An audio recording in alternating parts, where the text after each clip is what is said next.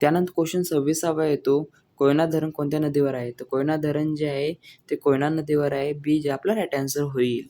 त्यानंतर क्वेश्चन 27वा येतो, जायकवाडी धरण कोणत्या नदीवर आहे? तर जायकवाडी धरण जे आहे ते गोदावरी नदीवर आहे. सी आपला राईट आन्सर होईल.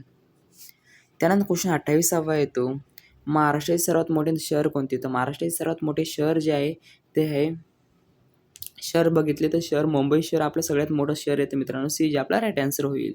त्यानंतर क्वेश्चन 29वा येतो, महाराष्ट्राचे पहिले मुख्यमंत्री कोण होते? तर महाराष्ट्राचे पहिले मुख्यमंत्री जे होते ते होते यशवंतराव चव्हाण जे होते. बी आपला राईट आन्सर होईल.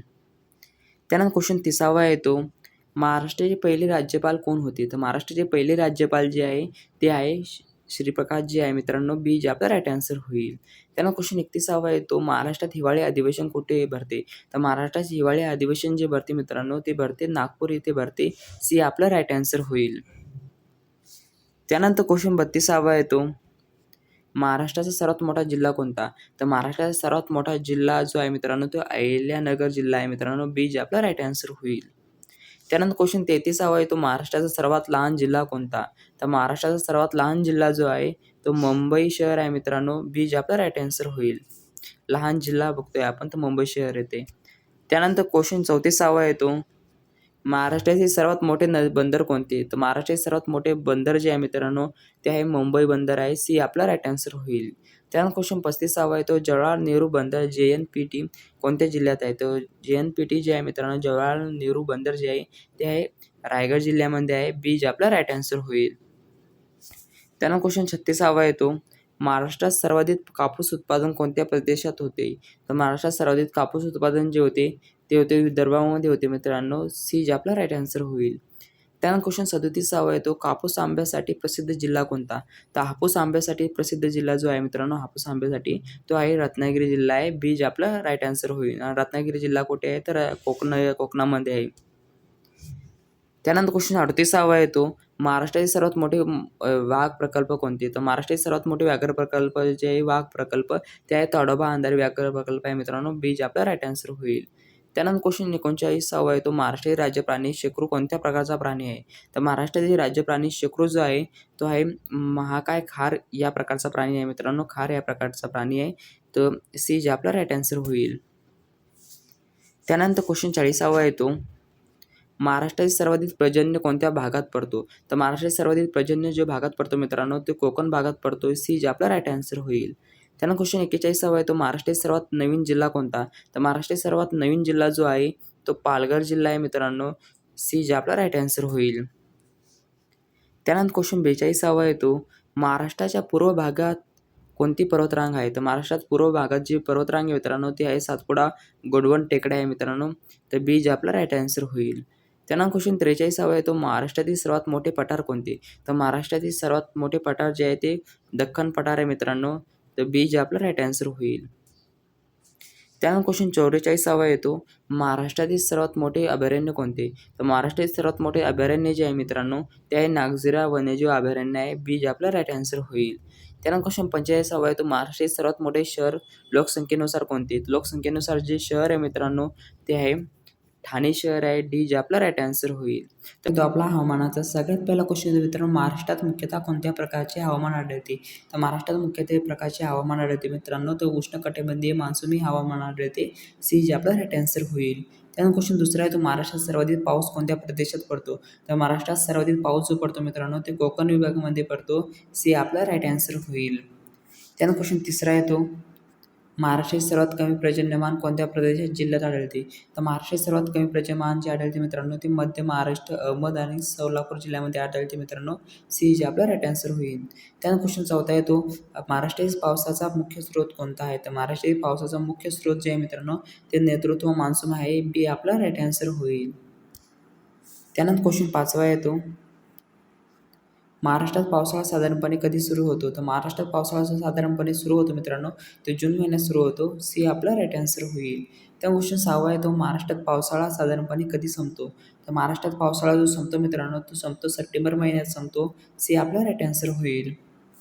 त्यानंतर क्वेश्चन 7वा येतो, कोकणात मुसळधार पावसाचे प्रमुख कारण काय आहे? तर कोकणात मुसळधार पावसाचे प्रमुख कारण जे आहे मित्रांनो ते आहे अरबी समुद्र व सह्याद्री पर्वतरांग आहे. ए आपला राईट आन्सर होईल.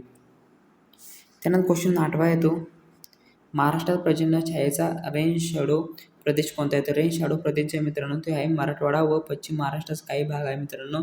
सी आपला राईट आन्सर होईल. तर क्वेश्चन 9वा आहे तो, महाराष्ट्रात सर्वाधिक आर्द्रता कोणत्या विभागात असते? तर महाराष्ट्रात सर्वाधिक आर्द्रता जी असते मित्रांनो ते कोकण भागात असते. हे आपला राईट आन्सर होईल.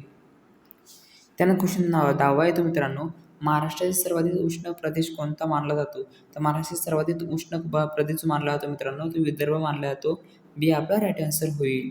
त्या क्वेश्चन 11वा येतो, महाराष्ट्रातील थंड हिवाळ्यासाठी प्रसिद्ध शहर कोणते? तर थंड हिवाळ्यासाठी प्रसिद्ध शहर जे मित्रांनो ते महाबळेश्वर आहे.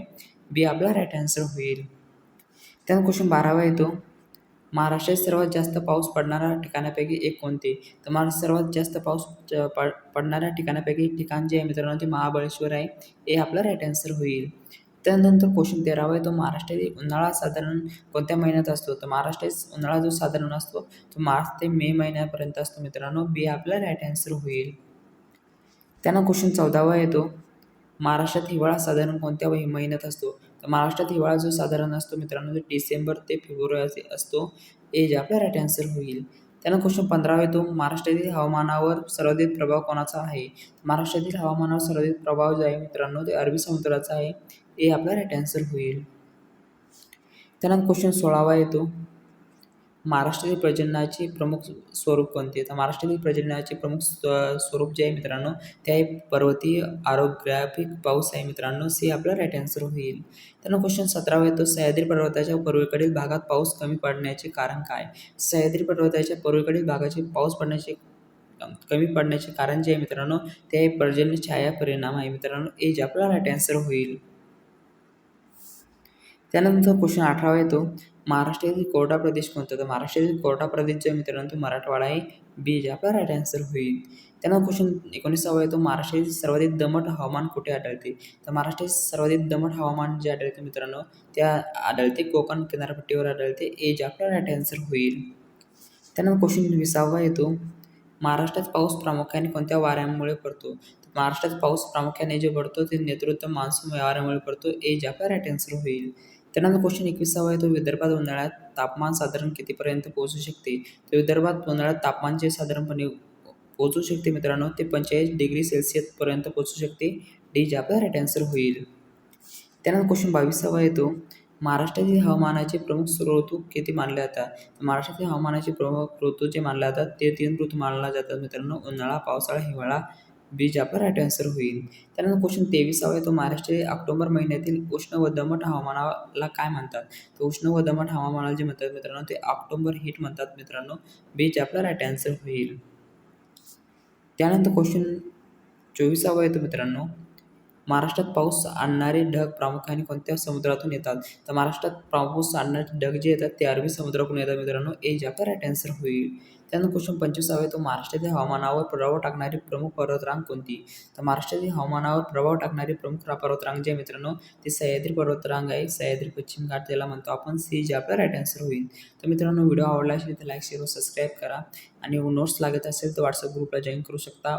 डिस्क्रिप्शन बॉक्समध्ये लिंक दिलेली आहे.